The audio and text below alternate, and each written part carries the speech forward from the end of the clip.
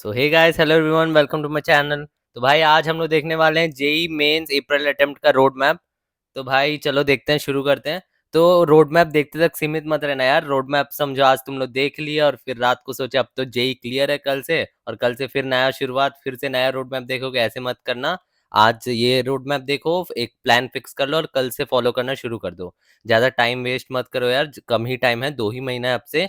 मैं 31 को डाल रहा हूँ, तो 1 तारीख से आप सीधा समझो करेक्ट तुम्हारे पास 60 दिन का टाइम है। 60 दिन में तुम्हें कैसे भी ये जेई मेंस को क्लियर करना है और उसके बाद एडवांस को भी फोड़ना है। ठीक है, तो और एक बात, अपना सफर सिर्फ जेई मेंस तक का नहीं है, अपना सफर है एडवांस तक, May 17 तक। तुम लोग को खुद के ऊपर भले ही भरोसा ना हो कि मेरा कैसे एडवांस निकलेगा करके, लेकिन मेरे को है। तुम लोग बस मेरा एक एक लाइन सब चीज फॉलो करो। तुम्हारा कैसे 60 दिन के बाद तुम खुद सोचोगे, हाँ भाई मैं तो फालतू डर रहा था सही में, कि सर जैसे बोल रहे थे उतना मुश्किल तो कुछ नहीं है, मैं भी कर सकता हूँ यार एडवांस क्लियर।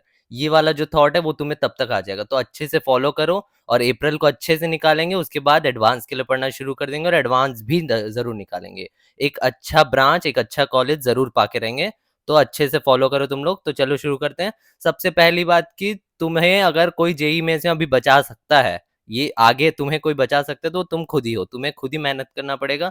मैं सिर्फ रोड मैप वीडियो बताते तक ही रह पाऊंगा। उसके बाद जो तुम प्रिपेयर करोगे, जो भी चीज हर दिन तुम अपने साथ ही स्पेंड करोगे, और जो भी करना है तुम्हें खुद ही करना है। कोई सा भी टीचर, कोई भी तुम्हारे लिए पेपर क्लियर नहीं कर सकता, तुम्हें ही करना पड़ेगा। तो चलो इस बात से शुरू करते हैं। तो सबसे पहले मैं कौन हूँ, मैंने जो एक दो वीडियो डाला था जेई मेंस के फर्स्ट अटेम्प्ट के पहले, तो ये दो वीडियो 40-40 मिनट से एक शिफ्ट में 28 शिफ्ट 1 तुम देख सकते हो इसको जूम करके।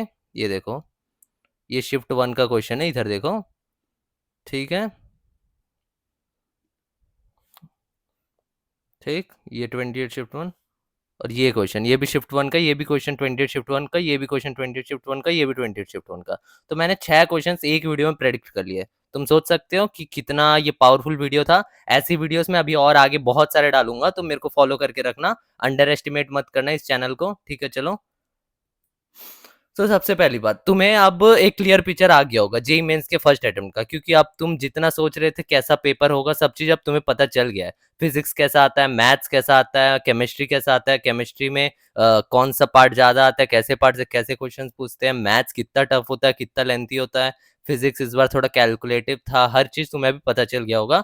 तो इस हिसाब से तुम आगे के प्रिपेयर करना। और फिर और गलतियां भी तुम्हें समझ आ गई होगी कि तुम्हारा क्या कमी था इस बार जेई मेंस फर्स्ट अटेम्प्ट के लिए। तो वो सब गलतियों को सुधारते चलना। या तो रिवीजन कम होगा, या तो मॉक टेस्ट कम दिए होगे, या तो थ्योरी के ऊपर ज़्यादा ध्यान दिए होगे, या तो प्रैक्टिस कम होगा। ये सब जो भी है अब सुधार के चलना। और फिर और एक चीज़, रिजल्ट डे तक अपना टाइम वेस्ट मत करो। टाइम बहुत कम है, तुम ऐसे ही अपना सोचते सोचते दिन निकाल दोगे तो नहीं होगा। कल ही से पढ़ना शुरू कर दो। आज अच्छे से एक बार थोड़ा रेस्ट लेके सो जाओ, और फिर कल से अपना एक नया शुरुआत करना, और फिर ये 60 दिन अच्छे से पढ़ना। उसके आगे एडवांस के लिए भी पढ़ना। और सबसे पहले ये एक देखो, जो जो इंपॉर्टेंट एग्जाम है सबका डेट सीधा मैं लिख दिया हूँ, इस हिसाब से तुम अपना फॉर्म वो सब भरना है तो वो भी देख लेना। लेकिन अपना ज़्यादा टारगेट होगा जेई मेंस और जेई एडवांस। ये सब तुम्हारा एक प्लान बी है। ठीक है, प्लान बी रखना ज़रूरी है, क्योंकि क्या पता कि कुछ भी हो सकता है अपनी ज़िंदगी में। तो फिर अपना टारगेट क्या रहेगा? टारगेट है 97 परसेंटाइल से ज़्यादा स्कोर करना जेई मेन सेकंड अटेम्प्ट में। तो 97 परसेंटाइल के लिए तुम्हें कितना मार्क्स लाना पड़ेगा? एवरेज में 160 से 175 मार्क्स ला लोगे तो 97 परसेंटाइल इजीली आ जाएगा। और 98 परसेंटाइल के लिए 175 से 190, 99 परसेंटाइल के लिए 190 से 220। तो तुम्हारा टारगेट ये होना चाहिए, इतना ही। इस हिसाब से तुम अपना पढ़ाई करते चलना, कितना चैप्टर्स करना वो सब तुम इस हिसाब से डिसाइड कर लेना। तो चलो, तो हमारा main agenda 70% practice, 30% theory. Always जित अगर तुम ऐसा कर रहे हो कि 70% थ्योरी और 30% प्रैक्टिस, तो तुम जेई को भूल जाओ, क्योंकि तब इम्पॉसिबल है जेई। प्रैक्टिस अपन को अब से ज्यादा करना ही पड़ेगा। जो प्रॉब्लम होता है वो लोगों को प्रैक्टिस में ही होता है। वो थ्योरी तो बार बार करते रहते हैं लेकिन प्रैक्टिस नहीं कर पाते, इसलिए उनको कभी कॉन्फिडेंस ही नहीं आता क्वेश्चन सॉल्व करने में। क्योंकि तुम्हें जेई में जाके सॉल्व करना क्वेश्चन ही है, ना कि थ्योरी लिखना है उसमें। तो प्रैक्टिस के ऊपर अब से ज्यादा ध्यान दो। जो रिवीजन करना है वो भी प्रैक्टिस के थ्रू ही करो, और उस प्रैक्टिस में भी 70% क्वेश्चन मेंस लेवल के करो और 30% क्वेश्चन एडवांस लेवल के। अगर तुम्हारे को कॉन्फिडेंस है जेई मेंस में मेरा ठीक है, हो जाएगा, क्लियर हो जाएगा, एडवांस मेरे को देना है, तब ऐसा करना। और अगर तुम्हारा बहुत ही कम कॉन्फिडेंस है तो कंप्लीट मेंस लेवल की तैयारी करना, मेंस लेवल की प्रैक्टिस करना। ठीक है, अप्रैल अटेम्प्ट का टफनेस क्या होगा सर? तो मतलब मैं बोलता हूँ कि टफनेस जो होता है वो मैक्सिमम सिमिलर ही रहता है, थोड़ा-सा 5 से 10% टफनेस बढ़ता है, क्योंकि कॉम्पिटिशन भी 5 से 10% लोग बढ़ जाते हैं और पेपर का लेवल भी थोड़ा-सा बढ़ता है। हमेशा देखा गया है ऐसा, उतना ज़्यादा कुछ टफ नहीं होता, थोड़ा-सा बस 5 से 10% सिर्फ, ठीक है? और थोड़े क्वेश्चन जो होते हैं वो जेईई अटेम्प्ट जेईई अटेम्प्ट के सिमिलर में आते हैं। जेन अटेम्प्ट में जो थोड़े नए क्वेश्चंस इंट्रोड्यूस हुए थे, थोड़े नए टॉपिक्स, वो सब ज़रूर अप्रैल में फिर से पूछे जाते हैं। तो जेन अटेम्प्ट के क्वेश्चन एक बार अच्छे से गो थ्रू कर लेना, क्योंकि वो थोड़े-थोड़े रिपीट होंगे अप्रैल अटेम्प्ट में, ठीक है? और जैन अटेम्प्ट का एनालिसिस देखते हैं फिजिक्स में सबसे पहले। फिजिक्स में इस बार क्या हुआ, क्वेश्चंस तो इजी थे सभी, सब सॉल्वेबल थे, बट मोर कैलकुलेटिव था, तुम्हें ज्यादा टाइम लग रहा था पेपर के अंदर सॉल्व करने में। तो इस बार जो पेपर देखने में आया, तो उसका जो एकदम की प्रिंसिपल अपन क्या सीखने मिल रहा है, टाइम मैनेजमेंट। जो टाइम मैनेजमेंट सीख लिया वो पेपर इजिली सॉल्व कर लेगा। और टाइम मैनेजमेंट कैसे आएगा, मॉक टेस्ट देने से। तुम जितना ज्यादा मॉक टेस्ट दोगे उतना ज्यादा तुम्हें टाइम मैनेजमेंट स्किल्स आएंगे और उतना अच्छा तुम पेपर सॉल्व करके आओगे। तुम्हें मतलब मैनेज करना आना चाहिए कि मेरे को उस पेपर में फिजिक्स कितना देर सॉल्व करना है, मैथ्स कितना देर सॉल्व करना है, केमिस्ट्री कितना देर सॉल्व करना है। ये आइडिया, ये मेथड डेवलप होने के लिए तुम्हें मॉक टेस्ट देना ही पड़ेगा। और सम शिफ्ट्स थे, मतलब जिसमें बहुत अच्छे अच्छे टॉपिक से भी सिर्फ जीरो क्वेश्चन थे। जैसे मैग्नेटिज्म से कुछ कुछ शिफ्ट में जीरो ही क्वेश्चन थे।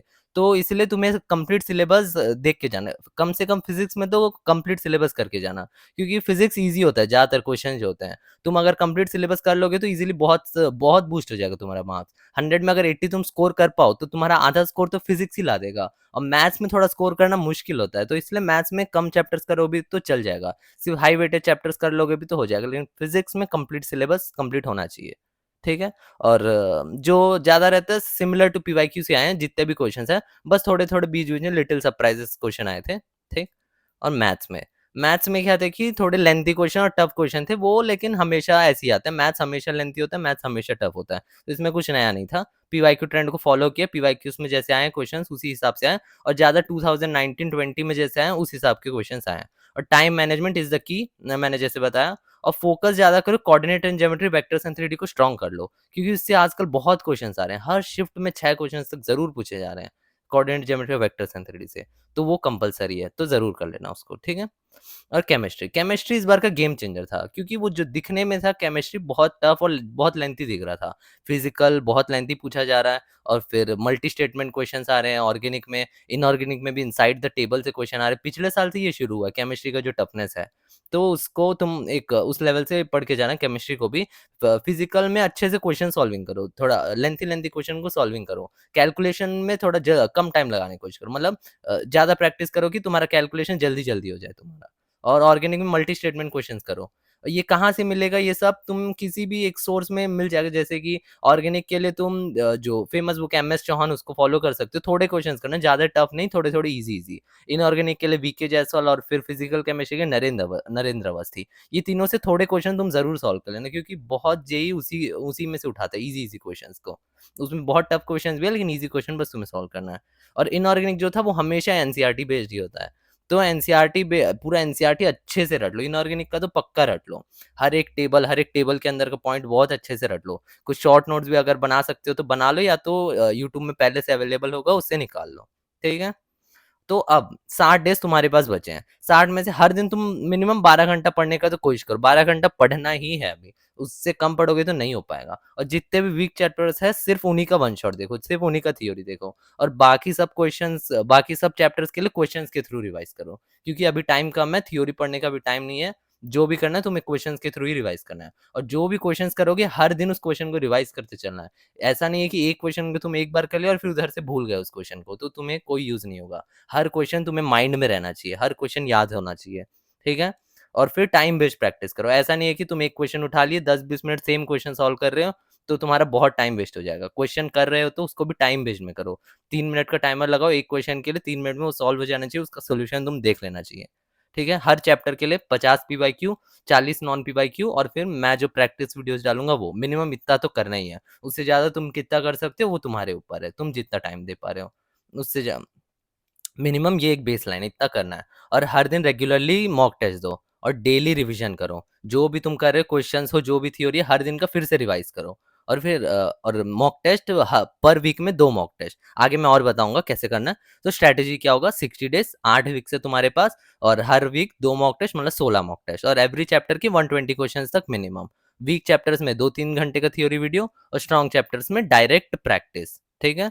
तो डे वाइज स्ट्रैटेजी अब देखते हैं। 45 डेज़ है, सबसे पहले 45 डेज़ में तुम हर दिन 12 घंटा तो स्टडी करोगे, और 3 घंटा जो है वो थ्योरी रिविजन के लिए दोगे वीक चैप्टर्स के। और कम से कम 1 चैप्टर 2 चैप्टर, क्योंकि मैंने बोला था देखो ज़्यादातर 2 घंटे का एक वन शॉट रहता है, 2-3 घंटे का वन शॉट देखो, और बहुत वीक है तो लंबा वन शॉट देखो।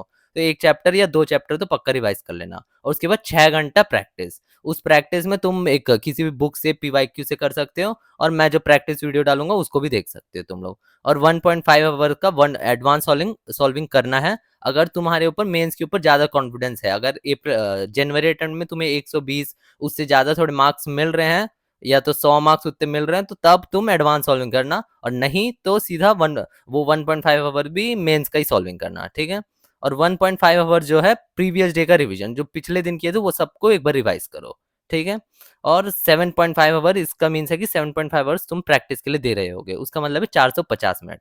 तो अगर 80 क्वेश्चन तुम हर दिन कर रहे हो तो 6 मिनट ईच क्वेश्चन को दे रहे हो तुम। 80 से 100 क्वेश्चन ज़रूर करना। और उसके बाद बाकी 15 दिन में क्या करोगे, हर दिन एक मॉक टेस्ट दोगे, हर दिन एक मॉक टेस्ट, हर दिन एक मॉक टेस्ट, और उसके बाद 50 क्वेश्चन, और फिर हर क्वेश्चन को हर दिन रिवाइज करोगे। जो थ्योरी वो सब पढ़ने का, वो रिवीजन करने का टाइम रहेगा, वो पहले 45 डेज़ ही है। उसके बाद सिर्फ प्रैक्टिस ही प्रैक्टिस।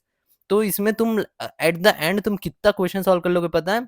ये सब अगर सॉल्व करोगे तो तुम 6375 6375 क्वेश्चन तुम कर लिए रहोगे।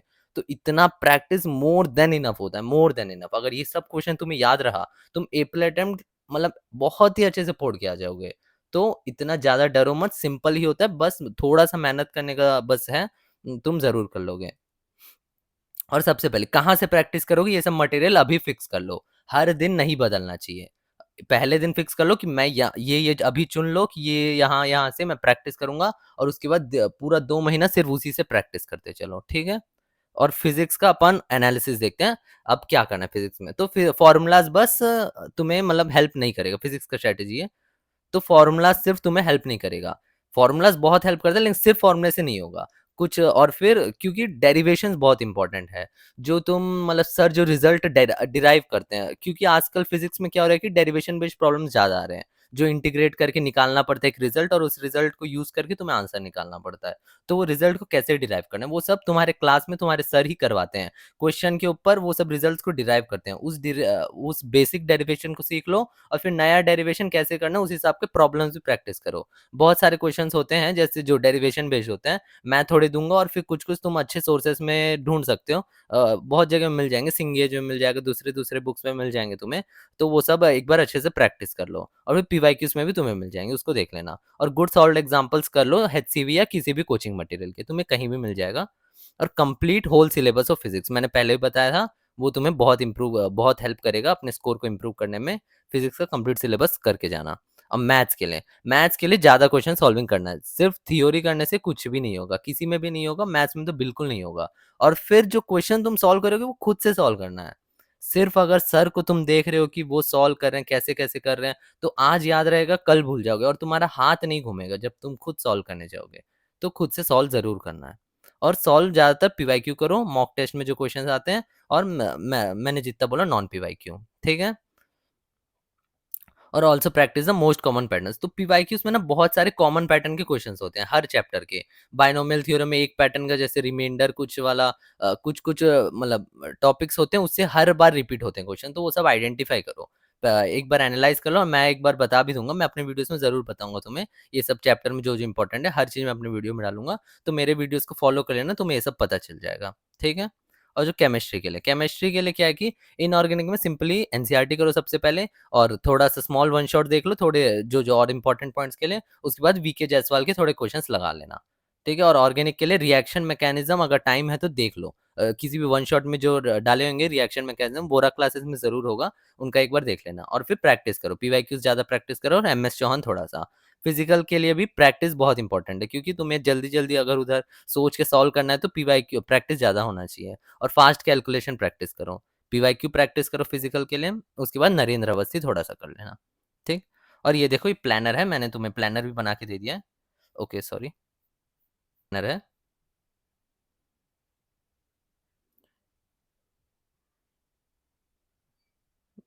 ये देखो फिजिक्स का सबसे पहले थ्योरी, इधर फिर कितना भी पीवाईक्यू तो मैं मिनिमम रख दिया हूँ 14 on PYQ minimum. Formula marathon एक मैं डालूंगा, फॉर्मूला मैराथन भी उसको भी जरूर एक बार देख लेना। और रिवीजन ये सब का फिर से एक बार रिवीजन करना, और प्रैक्टिस वीडियो मैं डालूंगा उसको भी। ठीक है, ये सब प्लानर को फॉलो करते चलना। सबका प्लानर मैं दे दिया हूँ, maths physics inorganic organic physical, ठीक है, पांचों का प्लानर है।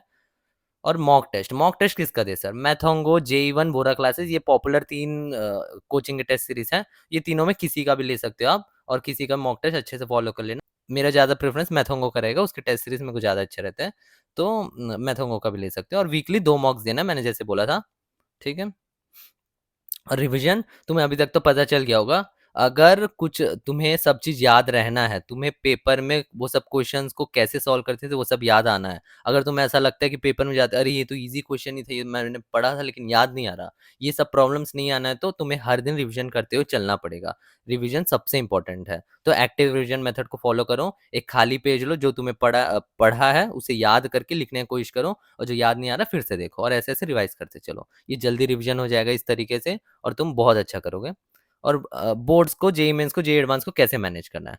देखो सबसे पहले बोर्ड्स का टाइम टेबल देख लो। अगर 20 तारीख को एक पेपर है फिजिक्स का, तो उसके पहले 4 दिन सिर्फ अब बोर्ड्स के ऊपर ही ध्यान देना, उसी सब्जेक्ट के ऊपर। ज्यादा क्या करना है, किसी भी में बोर्ड्स के लिए जो पीवाईक्यूज होते हैं सारे पीवाईक्यूज को एक बार देख लो। और तुम्हें क्वेश्चन तो आते ही होंगे सॉल्व करना, क्योंकि वो इजी रहते हैं। उसमें बस सीखना तुम्हें क्या है कि स्टेप्स लिखना, स्टेप्स लिखना तुम्हें आना चाहिए, और थ्योरी जो रहता है वो सब भी पढ़ लो, और स्टेप्स लिखना आना चाहिए मैथ्स और फिजिक्स में क्वेश्चन सॉल्विंग के समय। इधर क्या है कि अपन को सीधा आंसर निकाल देना या आदत होता है, लेकिन उधर पे तुम्हें करेक्ट स्टेप्स को स्पेसिफाई करके लिखना पड़ेगा, कंप्लीट सॉल्व करना पड़ेगा। तो उसको ध्यान रखना। और फिर जो जेई मेंस और जेई एडवांस जो मैनेज करना चाह रहा है, हर दिन सबसे पहले 5 क्वेश्चन पर सब्जेक्ट का सॉल्व करना शुरू कर दो, जब तक जेई मेंस नहीं हो जाता। एडवांस लेवल के 5 क्वेश्चन 3 सब्जेक्ट के, मतलब वही 5 सब्जेक्ट है समझ लो, फिजिकल केमिस्ट्री इनऑर्गेनिक सब मिला के। तो 25 क्वेश्चन एडवांस के हर दिन करना चाहिए। और जेई मेंस खत्म होने के बाद कंप्लीट जेई एडवांस का प्रैक्टिस। तो पहले तक इतना करो। और आपका थ्योरी अगर वीक है अभी, तो सिर्फ जेई मेंस पे फोकस करना, तुम जेई एडवांस के ऊपर ज्यादा ध्यान मत देना। सबसे पहले जेई मेंस कंप्लीट कर लेना, जिसका भी थ्योरी भी वीक है। जिस और सिंपल रखो यार, ज्यादा स्ट्रेस मत लो। एक चीज याद रखना, जेई कभी उतना टफ नहीं था, तुमने उसे टफ बनाया है। थोड़ा सा मेहनत कर लोगे तो जेई इजीली क्लियर हो जाएगा।